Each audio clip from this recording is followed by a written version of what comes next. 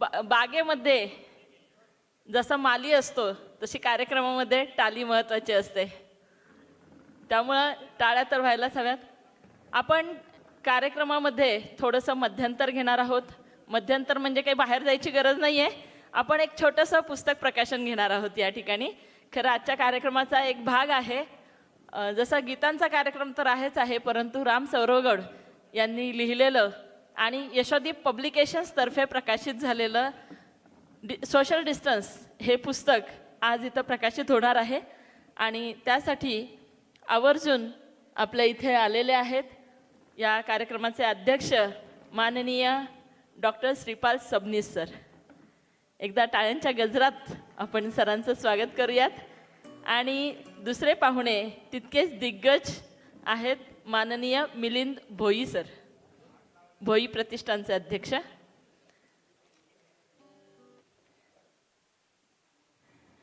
मी विनंती करते माननीय डॉक्टर श्रीपाल सबनीस सरांना, डॉक्टर मिलिंद भोई सरांना, निलेश अवचरे यांना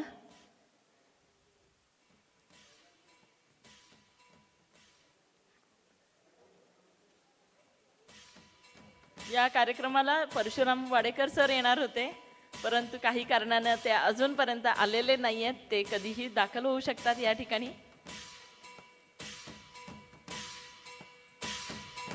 या ठिकाणी सांज संगीत कला मंचचे संचालक माननीय चंद्रकांतजी गायकवाड सर आणि बहुजन ज्येष्ठ नागरिक संघचे अध्यक्ष शशिकांत भद्रे सर यांनाही मी पाचारण करते.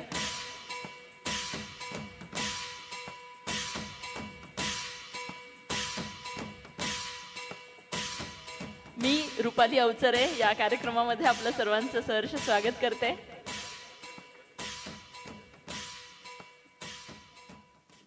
मी आणि निखिल लंभाते हा माझा भाऊ, आम्ही दोघं मिळून यशोदीप पब्लिकेशन चालवतो आणि या पब्लिकेशनचे आत्तापर्यंत 450 पुस्तकं प्रकाशित झालेली आहेत. हे सांगताना मला खूप आनंद होतोय. आज पुढचं पुस्तक आपण प्रकाशित करतो इथे, ते म्हणजे सोशल डिस्टन्स. आत्तापर्यंत आपल्याला खूप सुमधुर आवाजामध्ये गाणी ऐकवणारे आणि या कार्यक्रमाचं संयोजन ज्यांनी केलेलं आहे, इतका सुंदर ही सांज जी आहे आपल्याला संध्याकाळ अशा सुमधुर गीतांच्या प्रवासामध्ये ज्यांनी आपल्याला नेलेलं आहे ते म्हणजे राम सर्वगोड सर.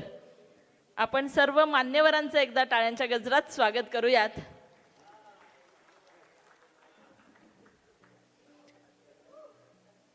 सर्वप्रथम आपण सर्व अतिथींचा सन्मान करूयात, कारण अतिथी देवो भव ही आपली संस्कृती आहे. मी माननीय चंद्रकांत गायकवाड सरांना विनंती करते, आजच्या कार्यक्रमाचे अध्यक्ष माननीय डॉक्टर श्रीपाल सबनीस सरांचा त्यांनी सन्मान करावा. आपण सर्वजण जाणताच एक व्याख्याता, एक विचारवंत, एक साहित्यिक, समीक्षक अशी बहुआयामी ज्यांची ओळख आहे ते 89व्या अखिल भारतीय मराठी साहित्य संमेलनाचे अध्यक्ष माननीय डॉक्टर श्रीपाल सबनीस सर यांचा सन्मान होतोय. सांज संगीत कला मंचचे संचालक चंद्रकांत गायकवाड यांच्या हस्ते.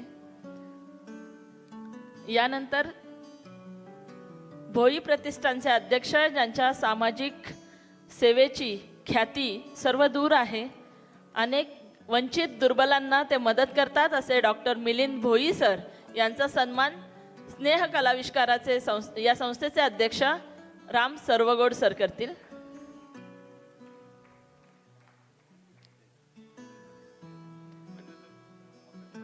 आणि यानंतर यशोदीप पब्लिकेशनचे निलेश अवचरे यांचा सन्मान बहुजन ज्येष्ठ नागरिक संघाचे माननीय शशिकांतजी भद्रे सर करतील.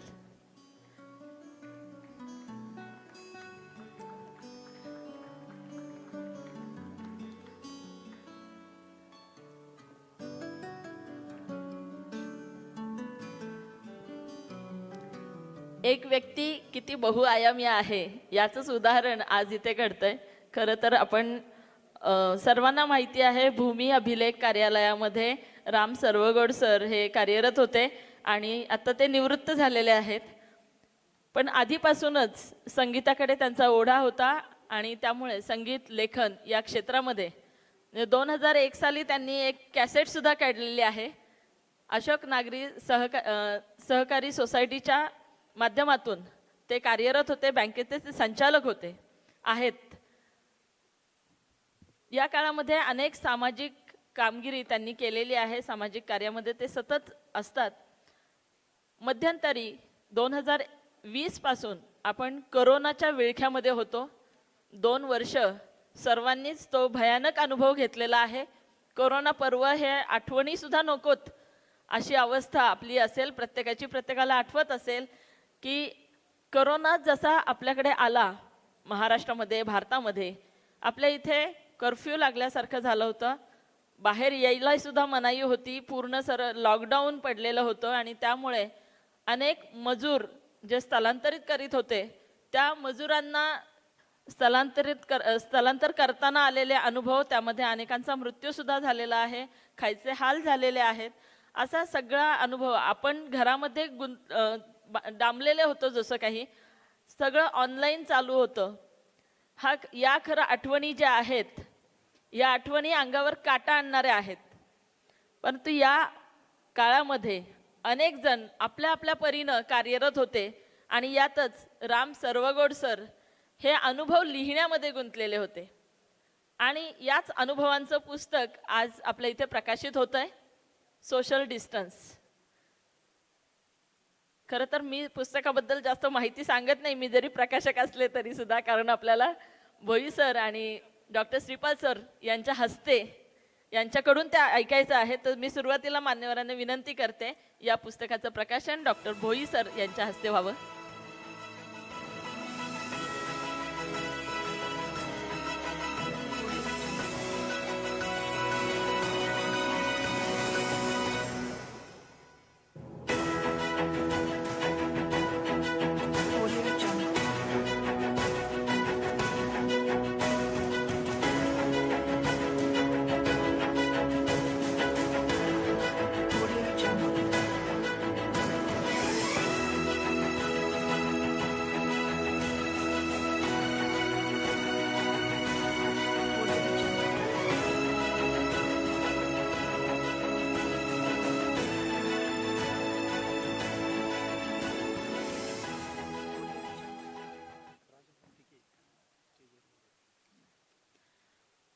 मी माननीय राजाभाऊ तिखे यांना विनंती करते, त्यांनी विचारमंचावर स्थानापन्न व्हावं. माननीय राजाभाऊ तिखे.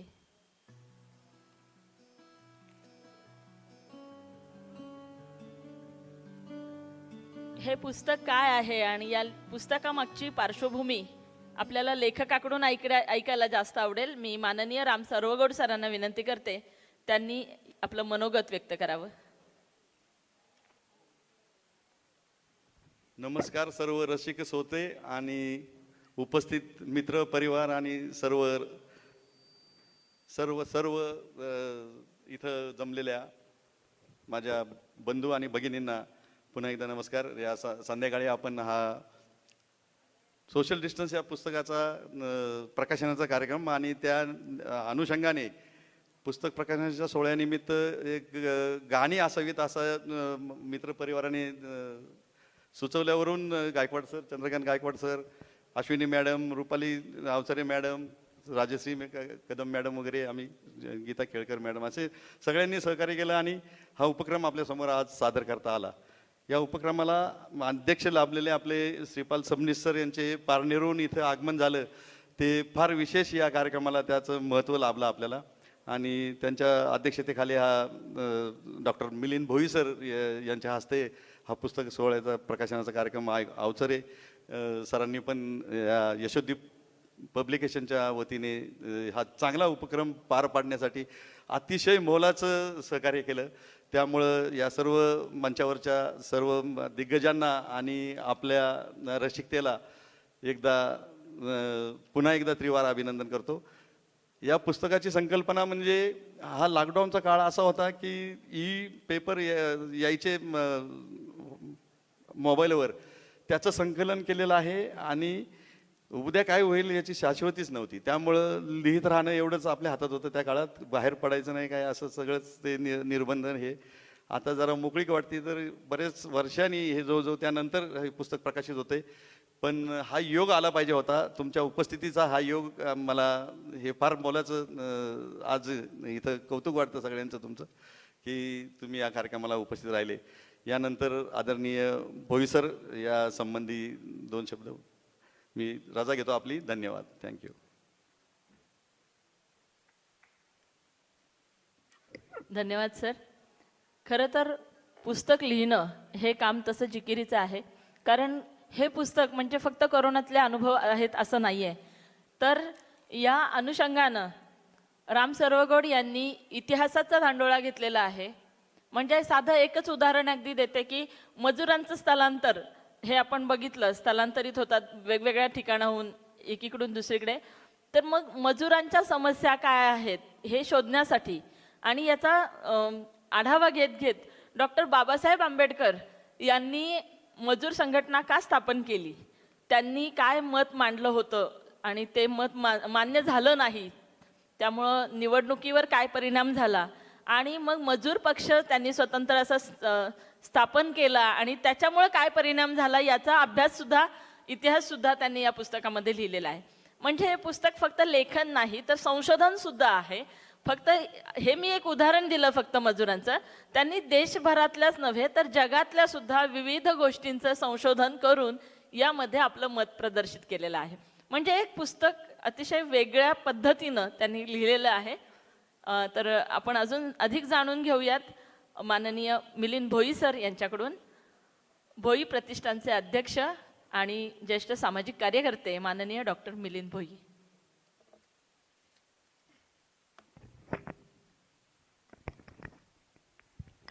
नमस्कार. तर एवढी छान गाणी चालू आहेत, मला असं वाटतं की त्या गाण्यांच्या मध्ये भाषणांपेक्षा आणखी 2-3 गाणी जास्त झाले ते जास्त बरं वाटेल. श्रोत्यांच्या मनातला भाव जो ओळखतो तो चांगला वक्ता असं म्हटलं जातं, त्याचा मला आता प्रत्यंतर आलंय. त्यामुळं तुम्ही चेहऱ्यावर गंभीर भाव आणू नका.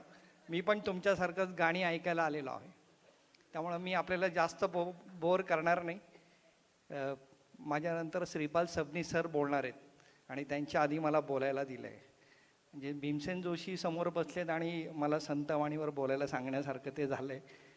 सबनीस सरांना मी खूप ऐकलं आहे. सरवगोड सर माझे मित्र आहेत, पारिवारिक मित्र आहेत. जेव्हा त्यांनी मला सांगितलं की मी गाणं पण गातो आणि पुस्तक पण लिहिलं आहे, म्हणलं क्या बात आहे, गाण्यावर पुस्तक फ्री किंवा पुस्तकावर गाणं फ्री अशी योजना आहे. त्यामुळं मी खरं इथे आलो आणि ती पण पावसाची गाणी आहेत सगळी. खूप बरं वाटलं. पाऊस म्हणलं की पहिलं प्रेम आठवतं माणसाला. सबनीस सर बरोबर आहे का, आठवलं का तुम्हाला?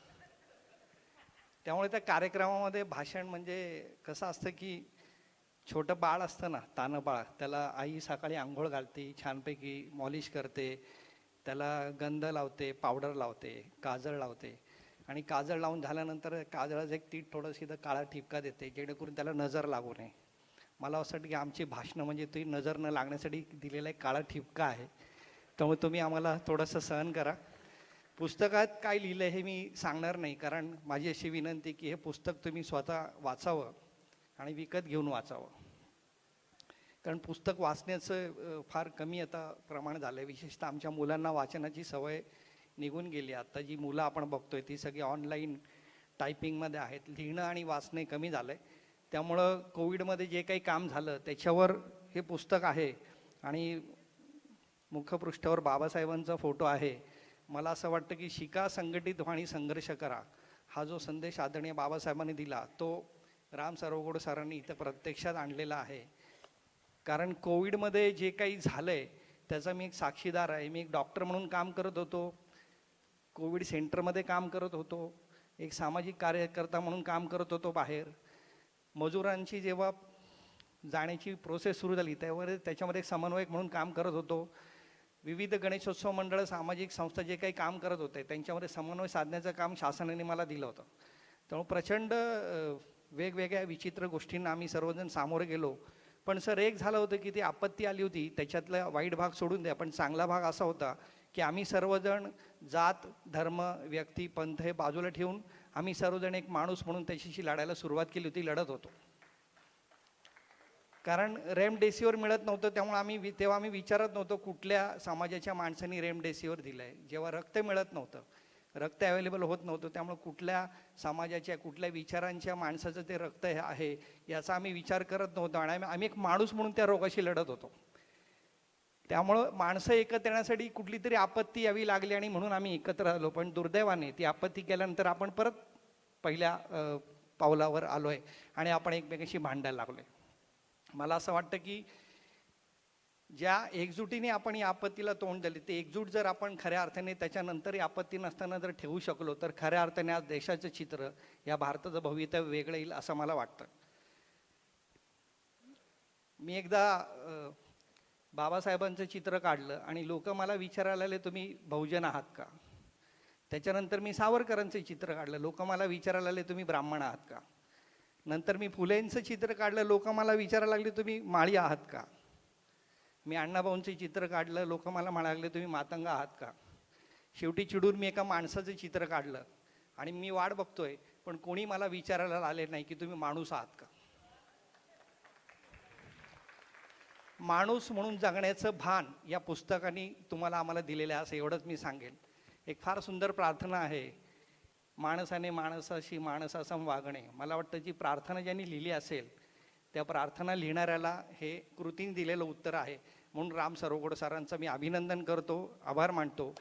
एका शासकीय सेवेत असलेला माणूस छानपैकी गातो, छानपैकी लिहितो, हे मला खूप कौतुकास्पद वाटतं. मला वाटतं की प्रत्येकाने लिहिलं पाहिजे.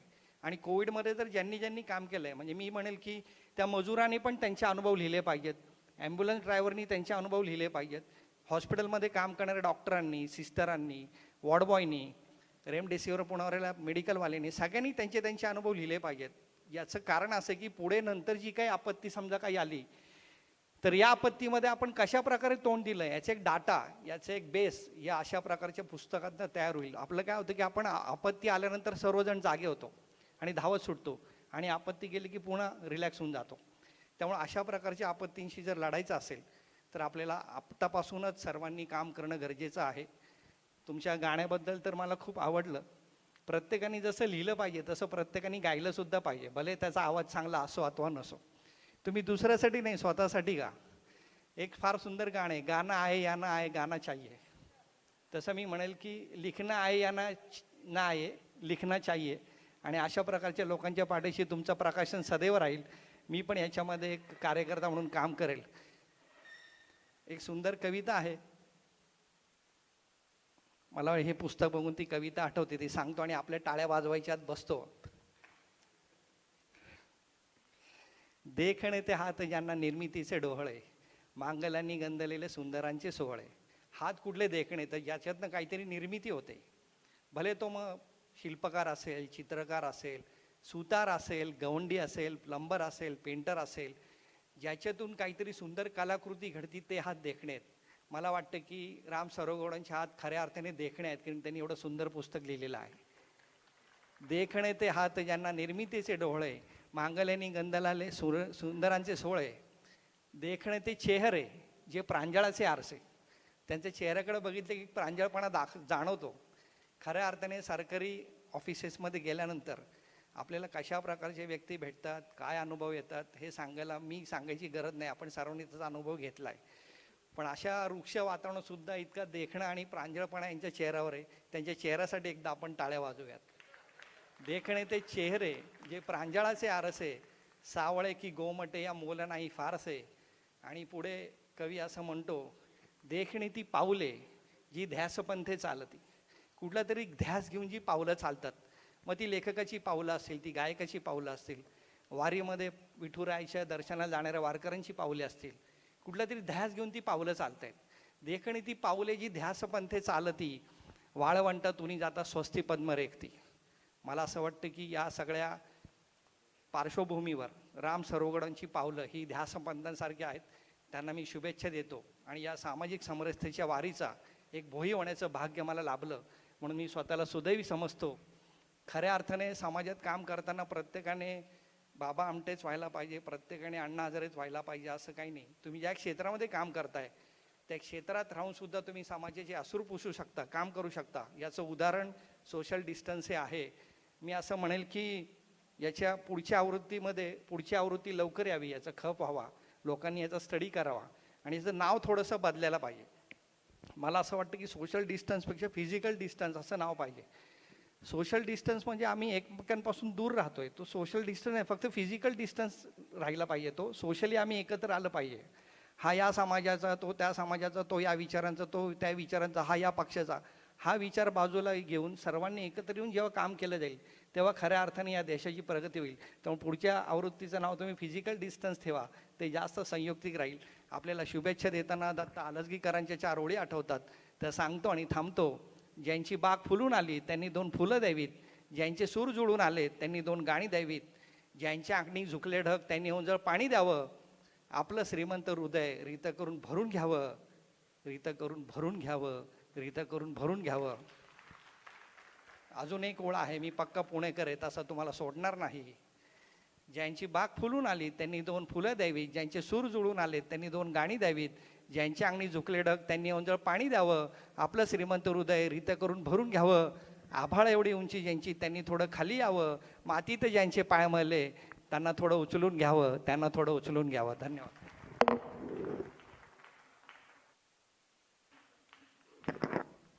खूप छान सर.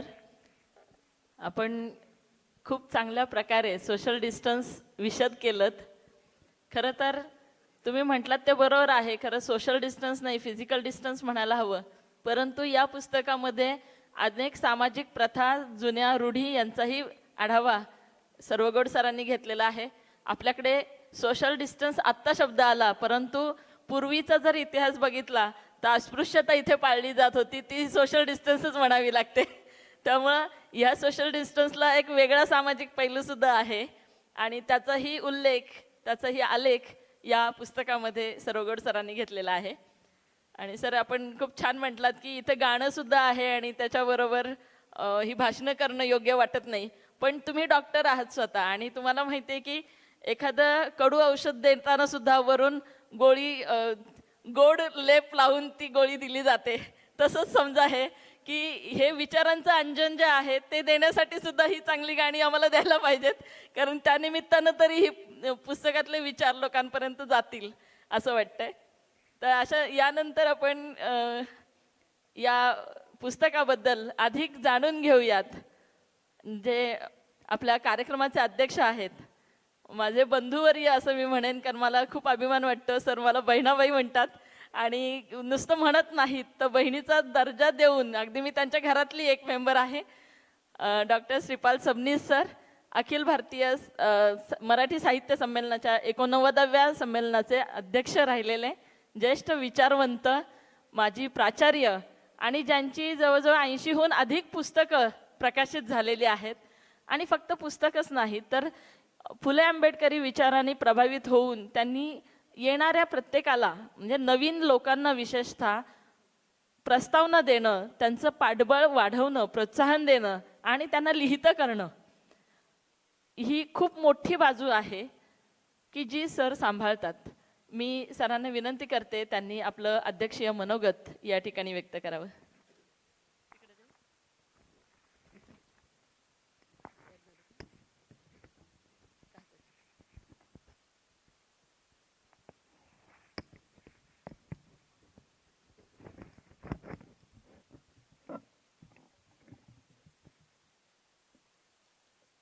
उत्तम गायक आणि श्रेष्ठ लेखक राम सरोगोड यांना मी मला अर्पण केलेला हा गुच्छ त्यांना अर्पण करतो, त्यांचा सन्मान म्हणून.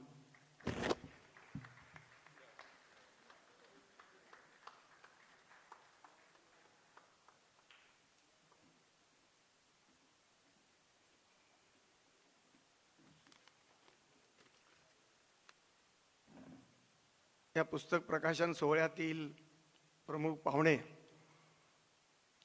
सामाजिक जाणिवेचा अर्क आणि संचित समाजसेवेचं व्रत अंगीकारणारे भोई प्रतिष्ठानचे डॉक्टर मिलिंद भोई, सन्माननीय अवचरे, या पुस्तकाचे लेखक राम सर्वगोड, चंद्रकांत गायकवाड, सर्व सन्माननीय मंचावरील पाहुणे आणि आमच्या भगिनाबाई यशोदीप प्रकाशनच्या रुपालीताई अवचरे, मित्र हो, खरोखरच अशा सुंदर कार्यक्रमामध्ये पुस्तक प्रकाशन नको होतं, मला हे मान्यच आहे. पण लेखकाचाच आग्रह की पुस्तक प्रकाशनाच्या वेळेला सुंदर गाणीही ऐकवायची आणि सुंदर विचारही ऐकवायचे.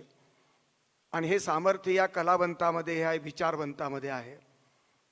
अत्यंत तळागाळातील समाजातून आलेला भूमी अभिलेख या कार्यालयामध्ये अत्यंत निष्ठेनं काम करणारा एक सुंदर श्रेष्ठ गायक, कलावंत एक सुंदर अशा प्रकारचं पुस्तक लिहू शकतो याबद्दल कुणालाही शंका वाटू नये. हे पुस्तक मित्र हो, समाजाच्या भल्यासाठी आहे, कल्याणासाठी आहे. सोशल डिस्टन्स समाजामध्ये चतुर्वर्ण्यापासून सुरू झालेलं आहे आणि ते डिस्टन्स अजूनही कायम आहे. आणि म्हणून या पुस्तकाच्या प्रकाशनाच्या वेळेला एक सुंदर अशी मैफल त्यांनी रंगवली. त्यांचा आवाज इतका गोड आहे. रफी आणि मुकेशची गाणी गाणारे सर्व गोड, सबंध कलावंतांचा एकत्र संच गोळा करून लोकांचं मनोरंजन करणारे राम सर्व गोड, एक संयोजक, एक कलावंत म्हणून मराठी आणि हिंदी गाण्यामध्ये गती असणारे राम सर्व गोड, आपल्याबरोबर सर्व कलावंतांना, लेडीज कलावंत आणि जेंट्स कलावंतांची सबंध गाणी ऐकताना मला मूळ गायक आणि गायिकांचीच गाणी ऐकल्याचा भास होत होता. अर्धा तास मी अगोदर येऊन बसलो आणि मला माझा वेळ सत्कारणी लागला. लता आणि रफी, मुकेशची गाणी ऐकताना जुनी गाण्यातलं गोडवा संपत नाही. नवीन काळ आला, नवीन संगीत आलं, नवीन गीतं आली, पण जुन्या गाण्याची, जुन्या चालीचं वैभव आणि गारुड अजून संपत नाही. आपल्यापैकी बहुसंख्य सिनियर सिटीजन आहेत, त्यांना रेडिओची गाणी ऐकण्यामध्येच समाधान आहे. त्यांचे एक कान तयार झालेत, हृदयामध्ये ते गाणं रुंजी घालतं. सावन बीता जाये यासारखं सुंदर गीत गाताना इथे गायक आणि गायिका ड्वेटमधलं अत्यंत सुंदर अशा प्रकारची ती गायकी आपल्यापर्यंत पोचते. किंवा आयन सावन जिंके हे गीतसुद्धा तितकंच बहारदार झालं. आणि मला आश्चर्य वाटतं, रुपाली अवचरे यांचं साहित्य क्षेत्रातल्या अनेक कार्यक्रमाचं त्या सुंदर अशा प्रकारचं संचलन करतात, पण त्याही पेक्षा अधिक संचलन या सुंदर गीतांच्या कार्यक्रमाचं त्यांनी अत्यंत चांगलं केलेलं आहे. हिंदीसाठी वेगळी सूत्रसंचलन करणारी आमची भगिनी आणि मराठीसाठी वेगळी, अशा प्रकारचा दुहेरी मिलाप हिंदी आणि मराठीच्या भगिनीचा, एक भाषा सुंदर अशा प्रकारचा भगिनीचा एक प्रयोग या ठिकाणी अनुभवतोय. मराठी गाणी आणि हिंदी गाणी अधूनमधून इतक्या जोरदारपणे सादर करतात की या गायिका गीता केळकर, राजश्री कदम, ललिताजी, संध्याजी, त्याचबरोबर यामधले पुरुष गायक चंद्रकांत गायकवाड, दिलीप शेवते, आमचा राक्षे काय सुंदर गातो आहे. या सगळ्या गायकांनी या संबंध कार्यक्रमामध्ये अत्यंत गोडवा निर्माण केला. जुना काळ आठवला, जुनी गाणी आठवली, जुन्या आठवणी जाग्या झाल्या. आणि म्हणून या सर्व कलावंतांचं मी अभिनंदन करतो. या सर्व कलावंतांना एकत्र करून ही मेजवानी दिल्याबद्दल राम सर्वगोड यांचं मी विशेष अभिनंदन करतो. मित्र हो, सामाजिक कोरोना हा विचित्र वेगळा अशा प्रकारचा कोरोना एक संपलेला आहे, पण दुसरा येणारच असा नाही. जातीचा कोरोना, धर्मांधतेचा कोरोना आपल्या समाज जीवनामध्ये कायम आहे. तो खरं आव्हान आहे, ते खरा प्रश्न आहे. कोरोनावरती पुस्तक लिहिलं असं नाही, हा सामाजिक कोरोना हाच त्यांचा विषय आहे. सामाजिक विषमता, सामाजिक विकृती या संदर्भातलं त्यांचं लेखन आणि या संबंध पुस्तकातलं विवेचन अत्यंत महत्त्वपूर्ण अशा प्रकारचं आहे. या पुस्तकामध्ये एकंदरीत 13 कोटी मजुरांच्या संबंध गरिबीचा प्रश्न आहे, दलितांचा प्रश्न आहे, शेतकऱ्यांचा प्रश्न आहे, महिलांचा प्रश्न आहे. आणि या मोदीच्या संदर्भातलं राजकारण कोणी काहीही म्हणू, पण कोरोनाच्या संदर्भातलं राम सरोगोड यांचं मत मोदीच्या फार विरोधी नाही. त्यांनी जो निर्णय घेतला या संबंध देशाच्या संबंध कार्यक्रमाच्या संदर्भात कोरोनाच्या लढाईच्या विरुद्ध, त्या संदर्भातलं एक चांगलं योगदान त्यांनी देण्याचा प्रयत्न केला.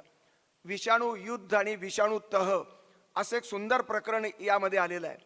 मजुराच्या प्रश्नाचं गांभीर्य, विशेषतः मसाज करताना जी शारीरिक दूरी ठेवावी लागते, वेश्या व्यवसायाच्या संदर्भातली, कोरोनाच्या संदर्भातली जी शारीरिक दूरी ठेवण्यात आली किंवा सलूनच्या संदर्भातलं एक अंतर ठेवण्यात आलं आणि त्यामध्ये किती हाल झाले, किती उपासमार झाली, त्या दृष्टीनं या कोरोनाचं महत्त्व किती वेगळं आहे हे अत्यंत महत्त्वपूर्ण अशा प्रकारचं विवेचन त्यांनी केलेलं आहे. मित्र, या पुस्तकामध्ये राष्ट्रीय आंतरराष्ट्रीय संदर्भ घेतलेत. मला आश्चर्य वाटतं, मराठी माणूस, मराठी लेखक या अभ्यासकाला राष्ट्राच्या पलीकडले अत्यंत वेगळे अशा प्रकारचे आंतरराष्ट्रीय संदर्भ या ठिकाणी आलेले आहेत.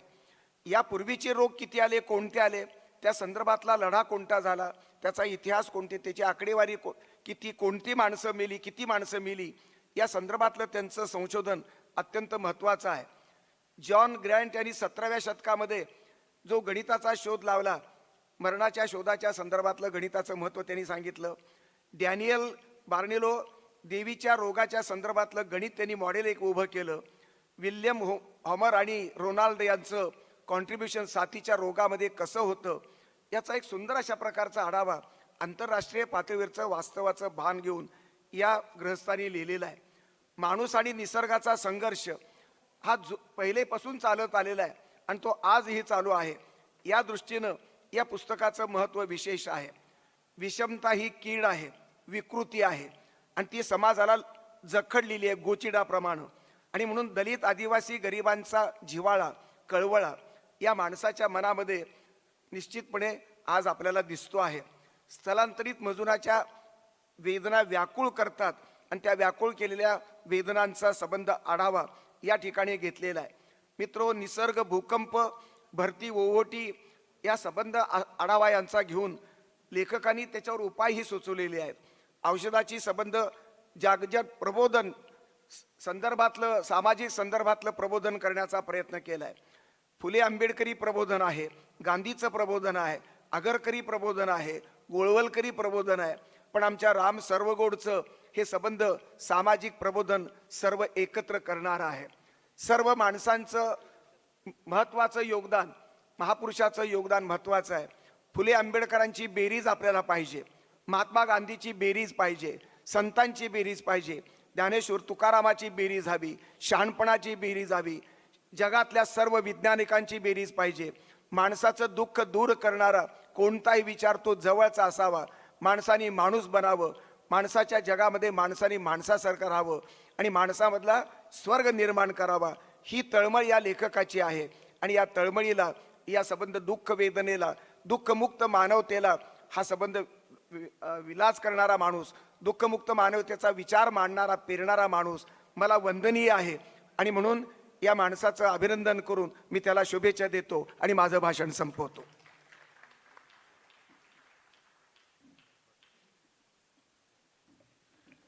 खूप खूप धन्यवाद सर, आपण या पुस्तकाचा गौरव केला. खरं तर डॉक्टर श्रीपाल सबनीस हे नावच इतकं मोठं आहे की सरांनी प्रस्तावना द्यायचं कबूल केलं हे जेव्हा राम सरोगडे सांगत होते तेव्हा त्यांचा आनंद जो आहे तो त्यांच्या चेहऱ्यावर, त्यांच्या डोळ्यामध्ये दिसत होता. आणि आज प्रत्यक्ष सर या पुस्तकाच्या प्रकाशनासाठी पारनेरवरून आले खास. हा आनंद खूप काही वेगळाच आहे. जसा राम सर्वगोडांना आहे तसंच मला यशदीप पब्लिकेशन बद्दल सुद्धा आहे. या कार्यक्रमाची इतकी सुंदर भाषणं झालेली आहेत. या कार्यक्रमाची सुंदर स्मृती कायम राहावी यासाठी एक स्मृतिचिन्ह आपण पाहुण्यांना देऊयात.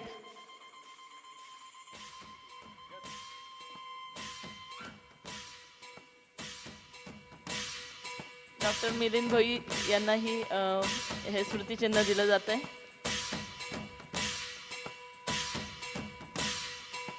त्याचबरोबर या ठिकाणी या कार्यक्रमाला 4 चांद लावणारे आमचे सगळे कलाकार जे आहेत, या कलाकारांचंही मान्यवरांच्या हस्ते अभिनंदन व्हायला हवं असं मला वाटतं. त्यामुळं मी पाहुण्यांना विनंती करते त्यांनी आमच्या कलाकारांचं एकदा अभिनंदन करावं, त्यांना सत्कार त्यांचा करावा.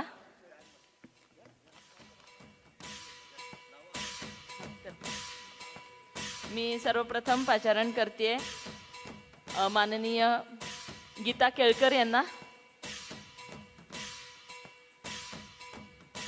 आपला सन्मान सर्व गायकांनी घेऊन जावा. माननीय गीताताई केळकर.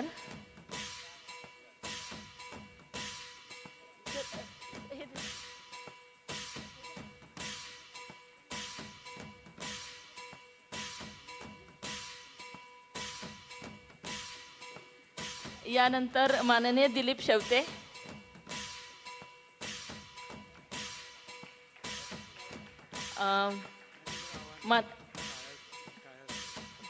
माननीय ॲडव्होकेट कुणाल राक्षे.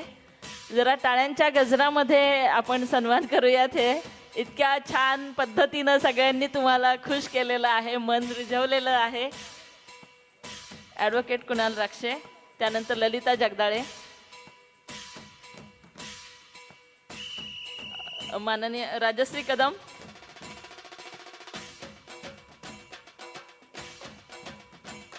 ललिता जगदाळे. अश्विनीजी गायकवाड. माननीय राजश्री कदम यांचा सन्मान होत आहे. अश्विनी गायकवाड. यानंतर संध्याताई. अश्विनी गायकवाड यांचा सन्मान होत आहे. संध्याताई कुराडे.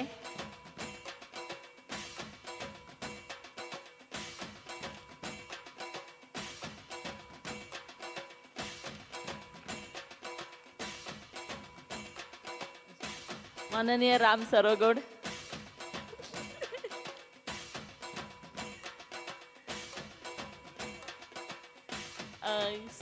सूत्रसंचालन करणाऱ्या निराली मांकड.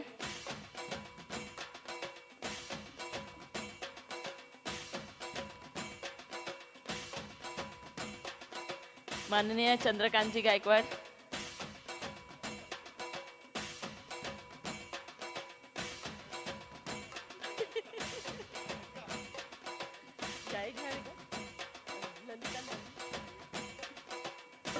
मेरी साथी निवेदिका और कलाकार बहुत ही सुंदर मराठी में निवेदन करने वाली रूपाली जी, उनका सम्मान करेंगे.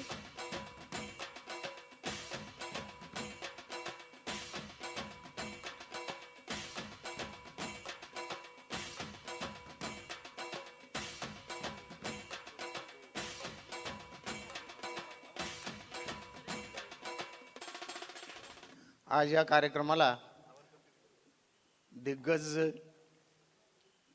महामानव म्हणायला काही हरकत नाही. सबनीस सर आहेत, भोई सर आहेत आणि त्याचप्रमाणे ह्या कार्यक्रमाला आज आवर्जून उपस्थित आहेत सिनियर कलाकार, अभिनेते आणि पिंपरी चिंचवड ग्रँड अँबॅसिडर सुरेशजी डोळस आलेले आहेत. तर त्यांचा आम्ही सबनीस सरांच्या हस्ते सत्कार करत आहोत. त्यांनी मंचावर यावं.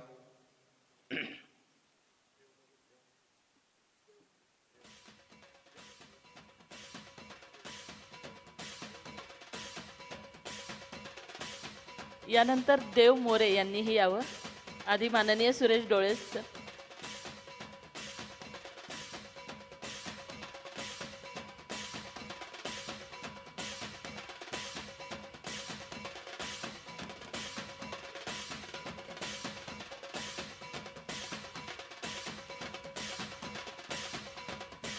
यानंतर देव मोरे.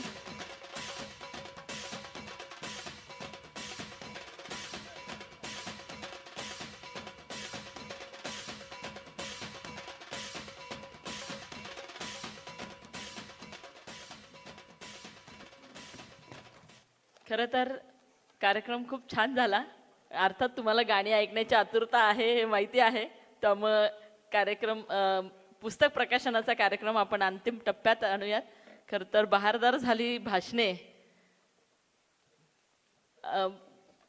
भाषणे झाली जोरदार आणि श्रवणाचा भार वाहिला श्रोत्यांनी आणि त्यामुळे ह्या श्रोत्यांचे आभार मानलेच पाहिजेत. मी माननीय शशिकांत भद्रे सरांना विनंती करते त्यांनी आभार मानावेत.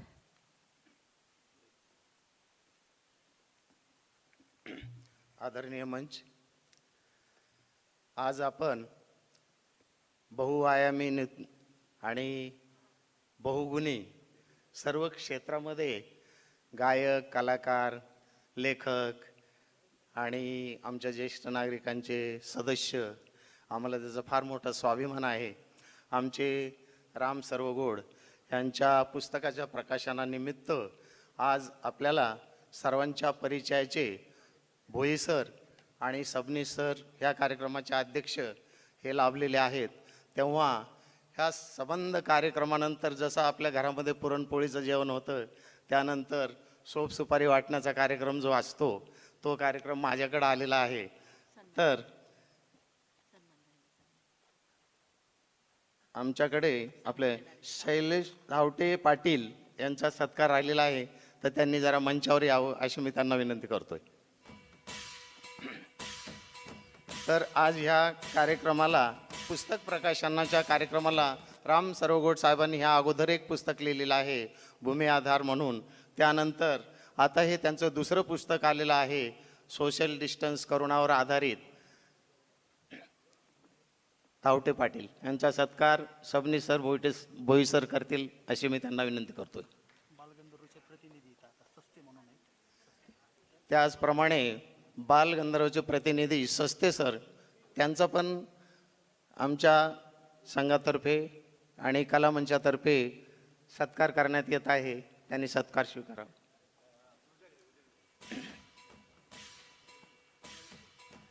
उजागरे सर यांचा पण सत्कार करण्यात येत आहे.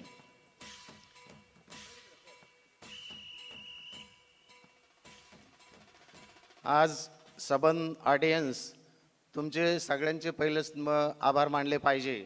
त्याचप्रमाणे आमच्या ज्येष्ठ नागरिक संघाचे सर्व सदस्य, सेक्रेटरी, खजिनदार, सभासद हे सगळे आज आवर्जून उपस्थित आहेत.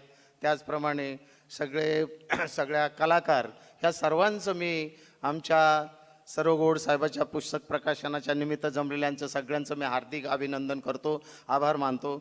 आणि त्याचप्रमाणे ह्या कार्यक्रमाला मोठ्या उत्सुकतेने टाळ्याच्या गजरामध्ये सगळ्यांनी कार्यक्रमाच्या गाण्यांना उत्स्फूर्त प्रतिसाद दिला, त्याबद्दल ऑडियन्सचंसुद्धा मी आभार मानतो. आणि ज्या गायक कलाकारांनी अगदी मनापासून सगळ्या कार्यक्रमाला आवर्जून सगळ्यांनी छान छान गाणे गायले आणि त्या गायनामध्ये लोकांनीसुद्धा त्यांना स्फूर्ती दिली आणि टाळ्याच्या गजरामध्ये त्यांचं स्वागत केलं, त्याबद्दल ऑडियन्स आणि कलाकार या सगळ्यांचे आभार मानतो. आणि यानंतर जास्तीचा वेळ न घेता यानंतर अजून थोडे गाणे होतील, त्या गाण्याचा सगळ्यांनी आस्वाद घ्यावा अशी मी संघाच्या वतीनं, कलाकारांच्या वतीने, सरवगोड साहेबांच्या वतीने सगळ्यांना विनंती करतो की अजून थोडासा वेळ द्यावा आणि पुढील गाण्याचा कार्यक्रम आता आपण सुरू करूया. आणि पुढच्या अवचरे मॅडम पुढचा कार्यक्रम सांगतील अशी मी त्यांना विनंती करतो.